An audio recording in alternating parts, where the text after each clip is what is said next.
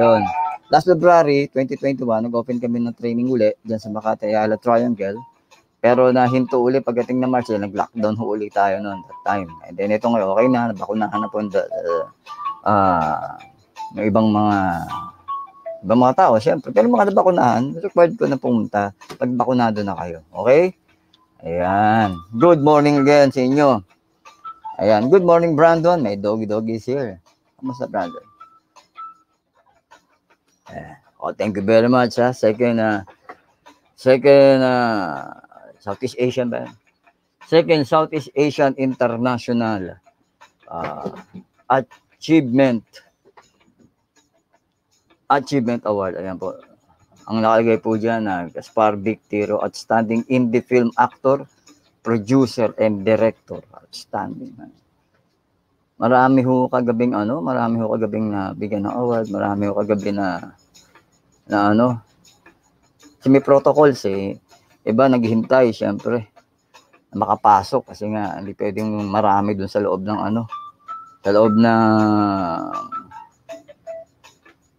ng event, hindi ho pwedeng marami, syempre protocols pinaiiral pa rin. Ayan, kaya eto tayo, nabigyan tayo kagabi, naghintay tayo ng matagal. Ayan, at paano yan, saka nagkita kami lapitin muna. Kita kami ni Lance Raimundo. Kilala rin si Lance Raimundo, syempre yung actor singer na kapatid ni Rami Raimundo. Kaibigan ho natin, kasama natin sa chatro yan. Si Lance Raimundo. Okay, thank you very much, Lance. Kita ulit tayo, pre. Last night, ayan, matiling araw. Salamat kay Bon Labora, Direct Bon Labora, sa pagdalaw sa amin kagabi. Alam mo na. Thank you. Dinalo pa tayo ni Direct Bon Labora, aking producer at director ko rin yan. Kaibigan. Tagal na yun, sumusuporta sa atin pag tayo nagkakaroon ng award at mga achievements sa indie film. Ayan. Sa isa pa guys, actually, di naman ganun karami mga award natin. Hindi man talaga ako kasi mahilig magtatanggap ng ganito. Kaya hindi man tayo, pero makakatuwa man. Siyempre, nabigyan tayo ng parangal. Maraming salamat. Ito pa yung una, ito yung sa Best Supporting Actor. Ayan, Vic Tiro. Sa Indie Film Festival. Tingnan niyo yung taon. 2014 pa. Diba? At ang topic po natin ngayon sa Good Morning Philippines ay ang part 2 ng topic natin noong nakaraang Sabado tungkol sa taping sa telebisyon. Yung pakiramdam ko ng tape. Ako, nagkwento noong nakaraang Sabado tungkol sa naranasan ko ng taping nung araw nung kisimula ako sa acting. Ito ngayon, part 2. Title naman sa Good Morning Philippines ay television, taping, film directing at iba pa. So, halo-halo pag-uusapan natin regarding my experience as an actor, supporting actor sa TV, sa teatro, actor, bida. Dami na ako. Nagkontrabida ako, nagbida ako, supporting actor po ako. As nag-film directing na po nga po ako. Nag-seminar ako. Tapos, nag-seminar ako filmmaking sa CCP at sa ibang tawag dito, crash courses ng filmmaking. Ayan, bagamat hindi tayo nakapag-aral ng formally sa MASCOM, ako yung naka-attend naman na maraming beses na sa mga filmmaking. Ayan, malaking bagay na rin ho yan dahil ako yan patuloy na nag-aaral sa paggawa ng pelikula. Kaya marami tayo nakapapano, may mga alam tayo dyan. Mga terms and terminologies, mga gagawang paghawak ng camera, pag-angulo, pinag-aaralan po talaga yan. Lalo na yung mga sa script writing, yan. Ako, galing po ako kay Ricky Lee pagdating sa script writing. So, talagang binibida ko na ako galing kay Ricky Lee. Bunga ko ng script writing ni Ricky Lee noong 2009. Ayan, bago ho mag-undoy yan. Simula ho kami dyan siguro May 2009. Tapos June, tuloy-tuloy yan. 9 months ho kami nag-workshop dyan kay Ricky Lee.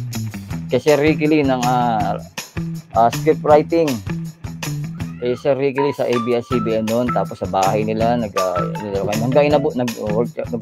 kami sa bahay nila, workshop ng writing. Tapos hanggang kami abutan ng undoy, nahinto ho kami ka nagka-undoy noon. Remember that undoy, 2009?